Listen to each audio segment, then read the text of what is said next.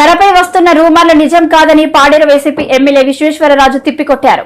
ఈ రోజు ఆయన మీడియాతో మాట్లాడుతూ గత కొన్ని రోజులుగా నేను టీడీపీ పార్టీలోకి జంప్ అవుతానని కొంతమంది నేతలు నాపై ఆరోపణలు చేయడం జరిగింది.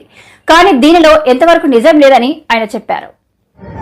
ఈరోజు ఈ మీడియా సమావేశానికి ప్రధాన కారణం నా మీద ఏదైతే ఎన్నికల ఫలితాలు వెలువడిన తర్వాత పాడేరు నియోజకవర్గం నుంచి వైఎస్ఆర్ కాంగ్రెస్ పార్టీ తరఫున శాసనసభ్యునిగా ఎన్నికైన తర్వాత నా గురించి కొన్ని ప్రచారాలు సాగుతుంది అని చెప్పేసి మా నాయకులు కార్యకర్తలు నాకు తెలియజేయడం జరిగింది.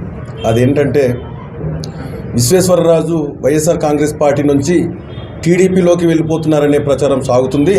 కాబట్టి వీటన్నిటికీ మనం ఖచ్చితంగా ఒక సమాధానం అయితే మనం చెప్పాలని చెప్పేసి చెప్పడంతో ఈరోజు ఈ కార్యక్రమం ఏర్పాటు చేయడం జరిగింది.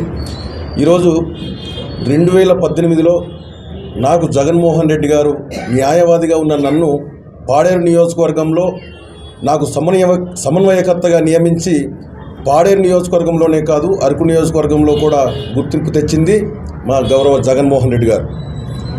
తర్వాత నా సతీమణికి జీకే వీధి మండలం నుంచి జెడ్పీటీసీ సభ్యురాలుగా అవకాశం ఇచ్చారు. తర్వాత నాకు రాష్ట్ర ఎస్టీ కమిషన్ సభ్యునిగా నాకు అవకాశం ఇచ్చారు. ఈ 2 సంవత్సరాలు పూర్తిగా ఈ సభ్యునిగా కూడా పూర్తిగా అయ్యింది. ఇంకా సంవత్సరం కాలం ఉన్నప్పటికీ నాకు శాసనసభ్యునిగా అవకాశం కల్పించాలనే ఉద్దేశంతో ఈరోజు మా గౌరవ జగన్మోహన్ రెడ్డి గారు వైఎస్ఆర్ కాంగ్రెస్ పార్టీ అధ్యక్షులు నాకు పాడేరు నియోజకవర్గం నుంచి ఈరోజు శాసనసభ్యులుగా అవకాశం ఇవ్వడం జరిగింది.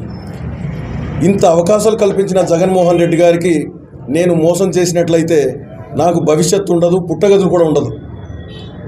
గతంలో ఎవరైనా మోసం చేసి ఉండొచ్చేమో నాకు తెలియదు. కానీ విశ్వేశ్వరరాజు ఇటువంటి దుశ్చర్యలకు కానీ ఇంత నమ్మినటువంటి నా పాడేరు నియోజకవర్గ ప్రజలకు, నా గిరిజన ప్రజలకి మోసం చేయడానికి విశ్వేశ్వరరాజు అయితే సిద్ధంగా లేడని కూడా ఈ మీడియా ముఖంగా ఈరోజు మీ తరపున కూడా తెలియజేస్తున్నా. కాబట్టి నాకు ఊపిరి ఉన్నంత వరకు నేను జగన్మోహన్ రెడ్డి గారితోనే ఉంటాను తప్ప వేరే పార్టీల వైపు కన్నెత్తి కూడా చూడనని కూడా ఈ సందర్భంగా తెలియజేస్తున్నాను. కాబట్టి మా నాయకుడు జగన్మోహన్ రెడ్డి గారు ఈరోజు మేము అధికారంలోకి ఈసారి కోల్పోవచ్చు. కానీ 5 సంవత్సరాల కాలంలో మా పార్టీ అధ్యక్షులు సూచించినట్లుగా మేము ఈ 5 సంవత్సరాల పాటు ప్రజలతోనే ఉంటాం, ప్రజా సమస్యలపై పోరాడతాం. ఖచ్చితంగా రేపు 2029లో మేము అధికారంలోకి వస్తామని కూడా ఈ సందర్భంగా తెలియజేసుకుంటూ సెలవు తీసుకుంటున్నాను. జనసేన కాదు, బీజేపీ కాదు, ఇంకే పార్టీలు కూడా నాకు గతంలో ఎన్నికల ముందు నాకు టికెట్లు ఇస్తామని చెప్పేసి అన్నారు. వాళ్ళకి అందరికీ కూడా నేను చెప్పాను, ఊపిరి ఉన్నంత వరకు జగన్మోహన్ రెడ్డి గారితోనే ఉంటాను. ఎందుకంటే నాకు ఇచ్చినటువంటి అవకాశాలు ఇంకెవరికి కూడా రాలేదని నేను చెప్తాను. గతంలో మీకు ముందే చెప్పాను. ఈరోజు నాకు న్యాయవాదిగా ఉన్న నన్ను తీసుకొచ్చి సమన్వయకర్తగా గుర్తింపునిచ్చారు. దాంతోనే పార్టీలో నాకు మరింత గుర్తింపు వచ్చింది. తర్వాత ఇంతకు ముందు చెప్పినట్లుగా నా సతీమణికి జిల్లా పరిషత్ ఇవ్వాలనే ఉద్దేశంతోనే ఆ రోజు జెడ్పీటీసీగా కూడా అవకాశం ఇచ్చారు.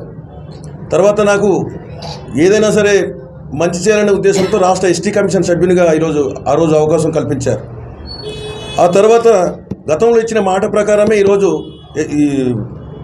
ఖచ్చితంగా నీకు న్యాయం చేస్తాననే మాట ప్రకారం ఈరోజు 2024లో నాకు శాసనసభ్యునిగా పోటీ చేయడానికి అవకాశం ఇచ్చి ఈరోజు నేను ఎన్నిక కావడానికి కారణమయ్యారు గౌరవ మా జగన్మోహన్ రెడ్డి గారు.